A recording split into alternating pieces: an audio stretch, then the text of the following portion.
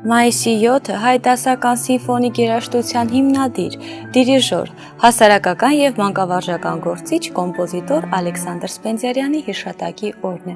Նրա ջանքերով Երևանի կոնսերվատորիայում ստեղծվում է նվագախմբային դասարան, կազմակերպվում է առաջին սիմֆոնիկ նվագախումբը։ Կոմպոզիտորը ծավալում է մանկավարժական գործունեություն, իր հարուստ փորձը փոխանցում նորաբաց կոնսերվատորիայի դասախոսներին և ուսանողներին։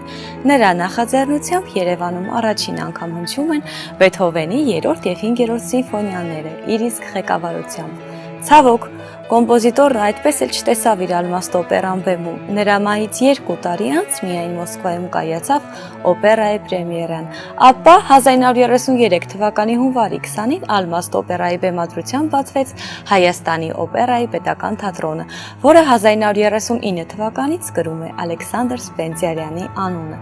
Որն է Ալեքսանդր Սպենդիարյանի ձեր սիրելի ստեղծագործությունը, գրեք մեկնաբանության մեջ։